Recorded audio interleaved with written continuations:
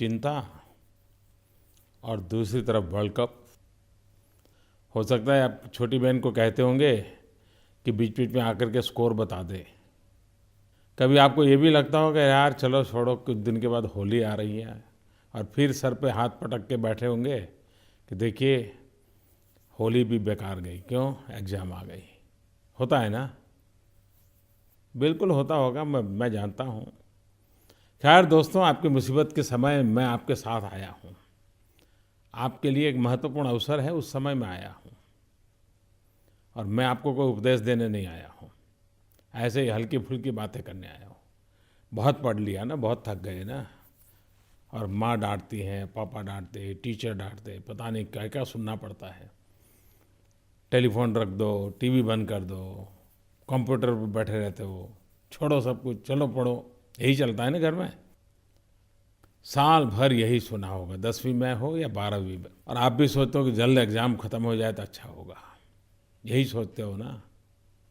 मैं जानता हूँ आपके मन की स्थिति को, और इसलिए मैं आपसे आज मन की बात करने आया हूँ। वैसे ये विषय थोड़ा कठिन है। आज के विषय पर माँ-बाप चाहते होंगे कि मैं उन बातों को करूँ जो अपने बेटे को या बेटी को कह नहीं पाते हैं।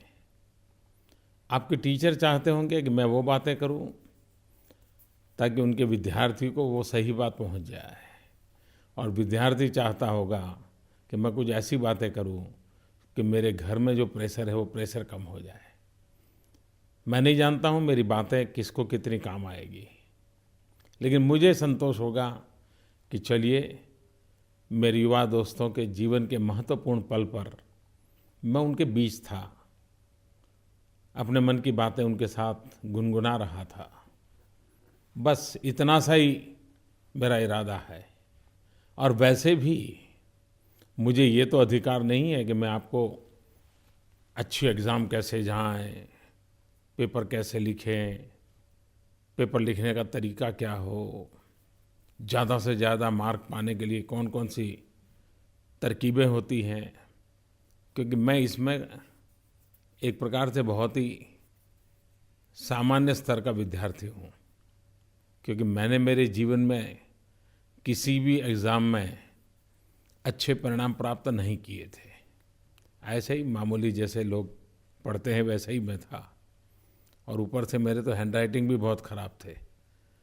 तो शायद तो कभी-कभी तो मैं इसलिए भी पास हो जाता था क्योंकि मेरे टीचर मेरा पेपर पढ़ ही नहीं पाते होंगे।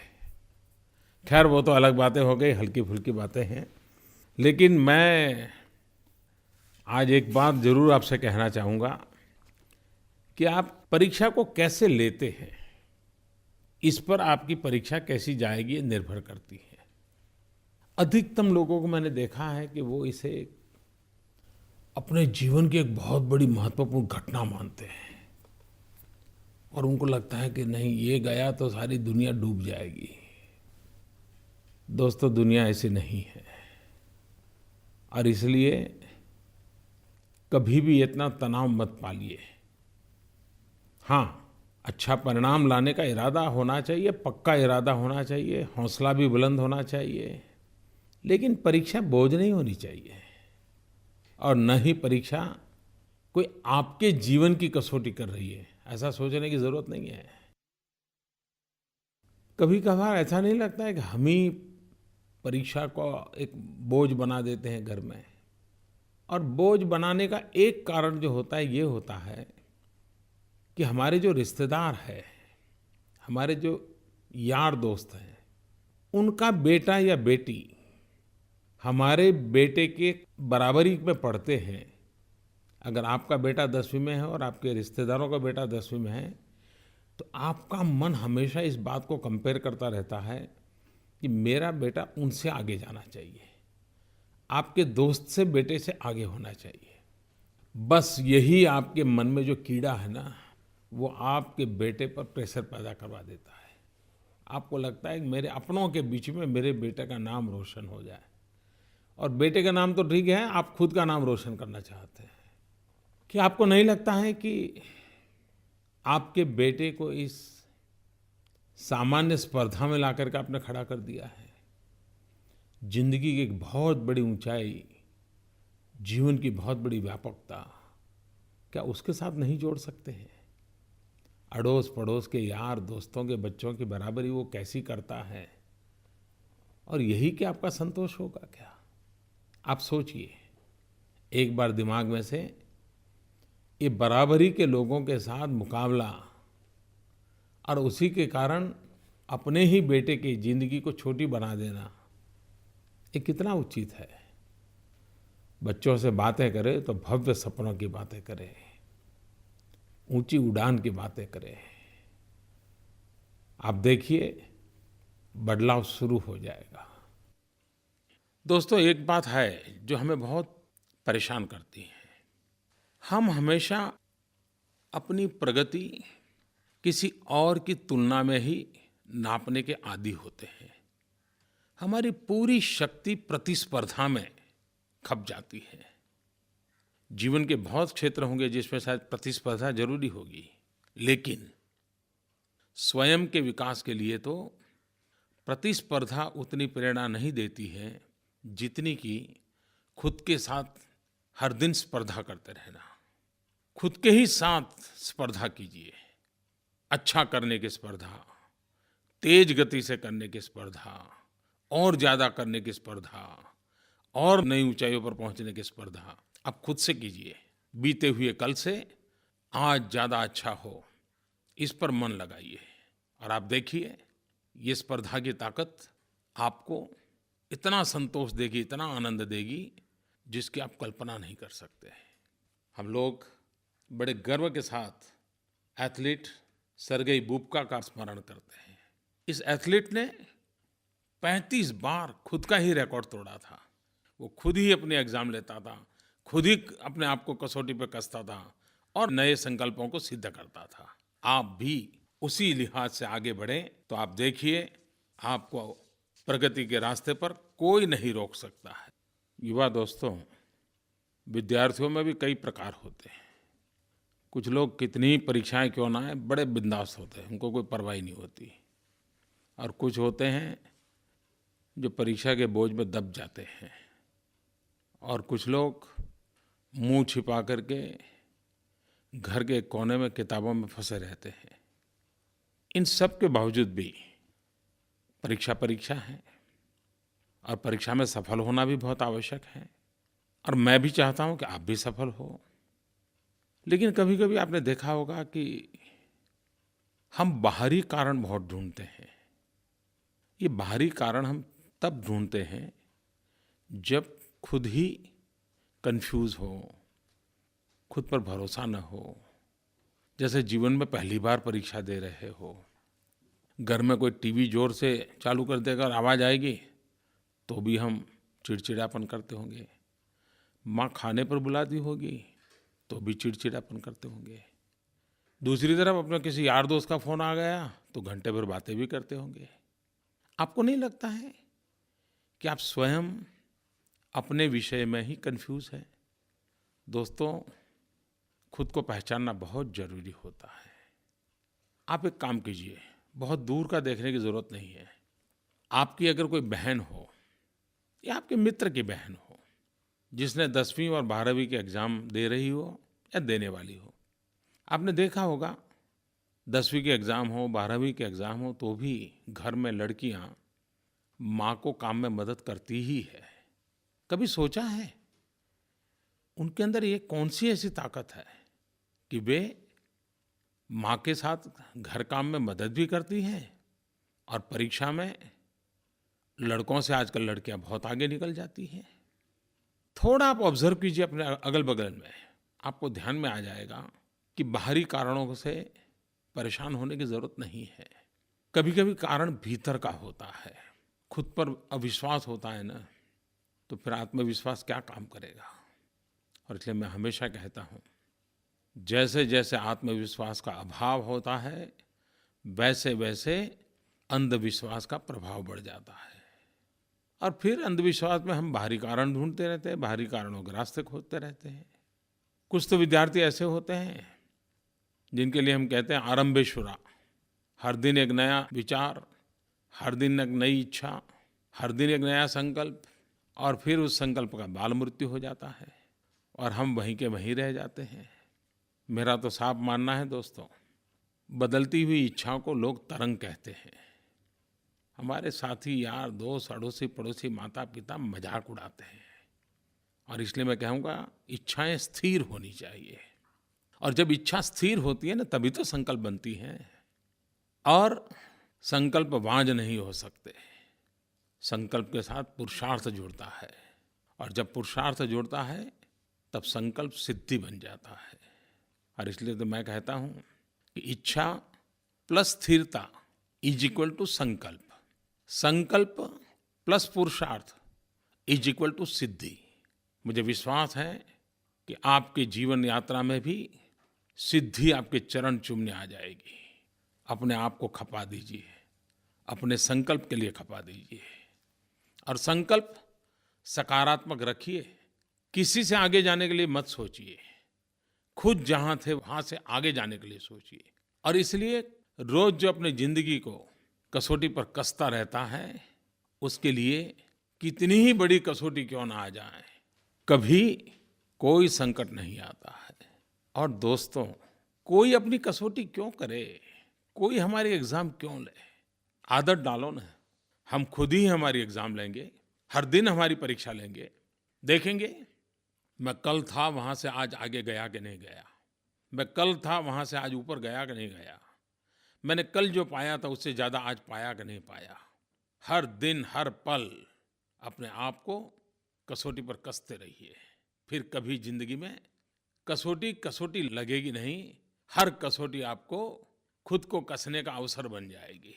और जो खुद को कसना जानता है वो कसौटियों को भी पार कर जाता है। और इसलिए जो ज़िंदगी की परीक्षा से जुड़ता है, उसके लिए क्लासरूम की परीक्षा बहुत मामूली होती है।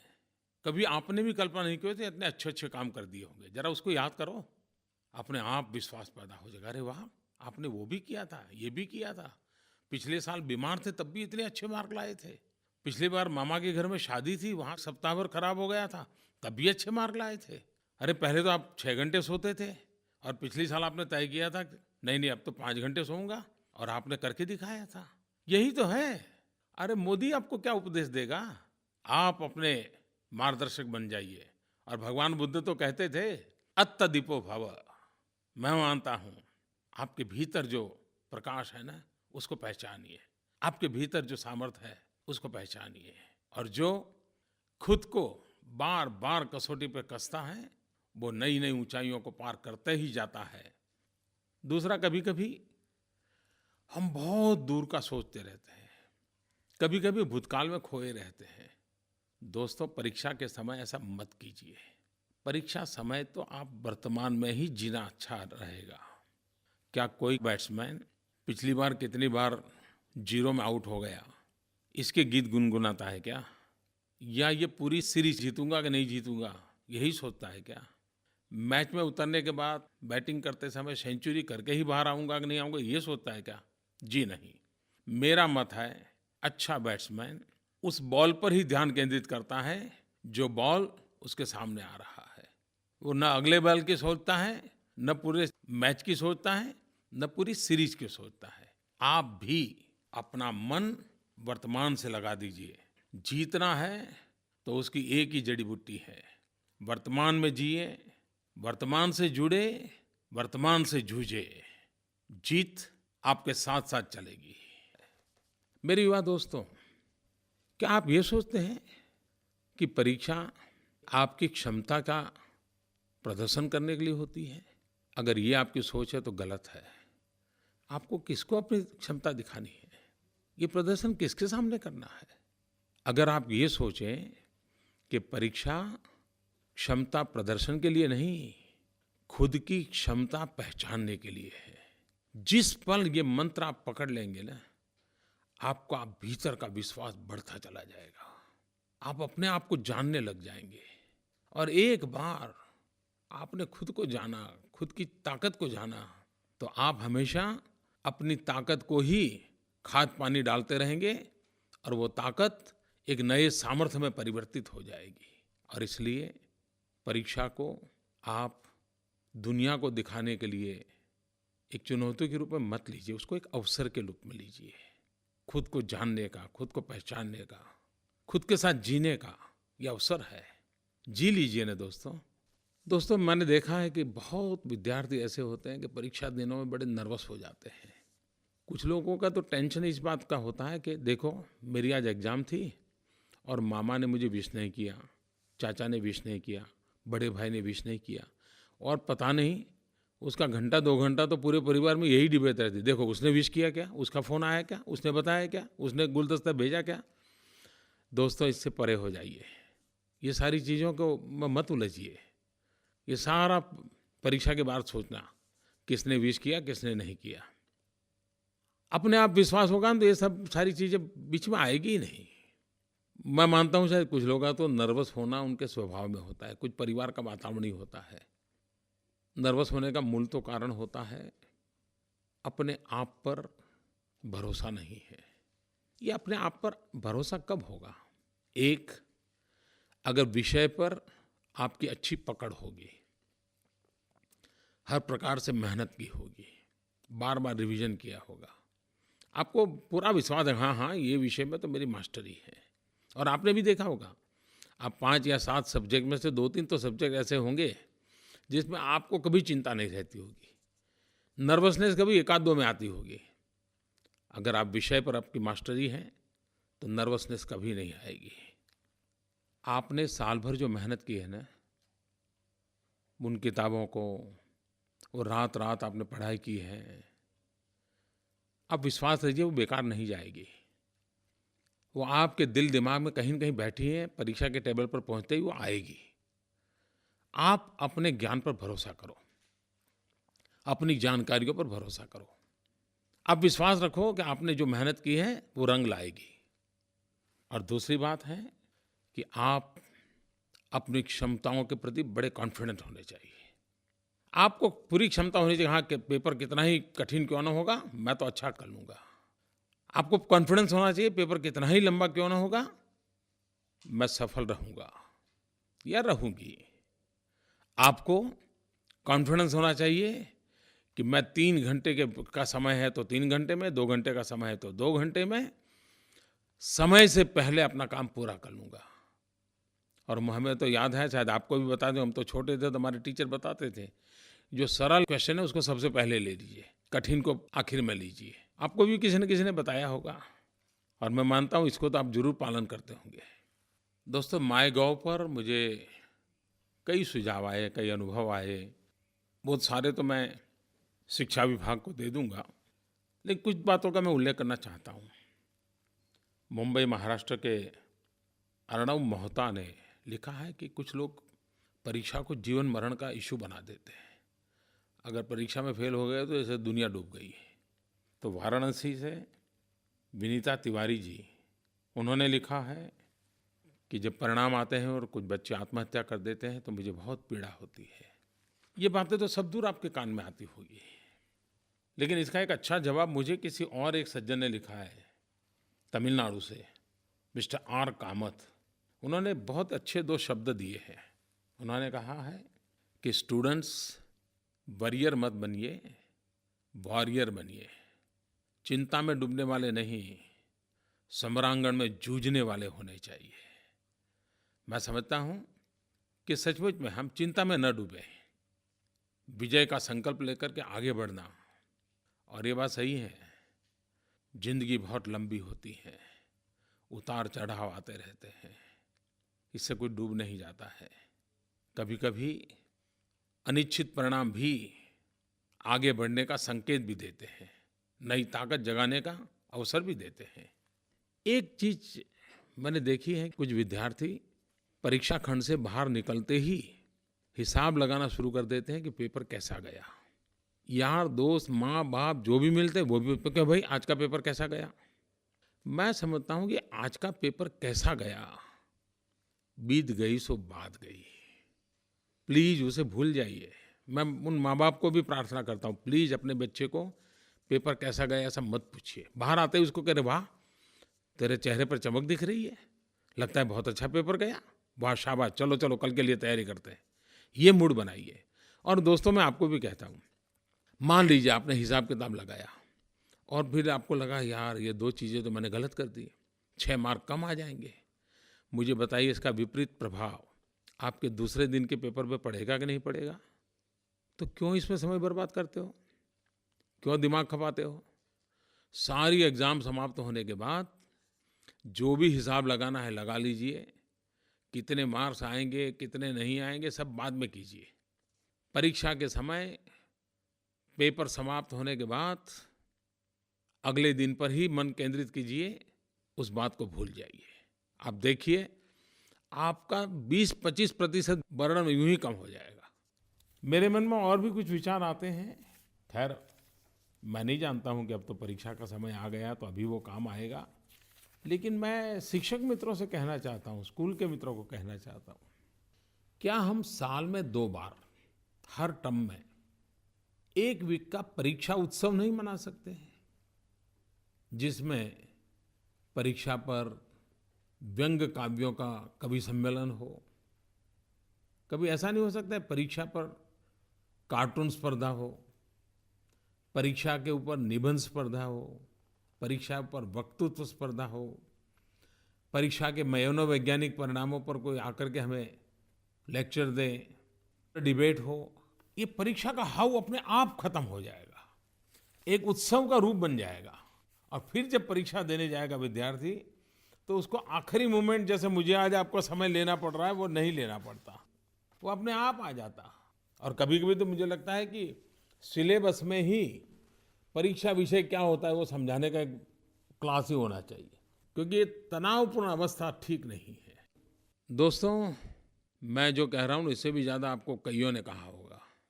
माँ बाप ने बहुत सुनाया होगा, मास्टर जी ने सुनाया होगा, अगर ट्यूशन क्लासेस में जाते होंगे तो उन्होंने सुनाया होगा। मैं भी अपनी बातें ज़्यादा कह करके आपको फिर इसमें उलझने के लिए मजबूर नहीं करना चाहता। मैं इतना विश्वास दिलाता हूँ कि इस देश का हर बेटा हर बेटी जो परीक्षा के लिए जा रहे हैं, वे प्रसन्न रहे, आनंदमय रहे, हंसते खेलते परीक्षा के लिए जाएं। आपकी खुशी के लिए मैंने आपसे बातें की हैं। आप अच्छा परिणाम लाने ही वाले हैं, आप सफल होने ही वाले हैं। परीक्षा को एक उत्सव बना दीजिए, ऐसा मौज मस्ती से परीक्षा दीजिए और हर दिन अचीवमेंट का आनंद लीजिए, पूरा माहौल बदल दीजिए। माँ बाप, शिक्षक, स्कूल, क्लासरूम सब मिलकर के करिए। देखिए कसौटी को भी कसने का कैसा आनंद आता है, चुनौती को चुनौती देने का कैसा आनंद आता है, हर पल को अवसर में पलटने का क्या मज़ा होता है। और देखिए दुनिया में हर कोई हर किसी को खुश नहीं कर सकता है। मुझे पहले कविताएं लिखने का शौक़ था। गुजराती में मैंने एक कविता लिखी थी, पूरी कविता तो याद नहीं, लेकिन मैंने उसमें लिखा था, सफल हुए तो ईर्ष्या पात्र, विफल हुए तो टीका पात्र। तो ये तो दुनिया का चक्र है, चलता रहता है।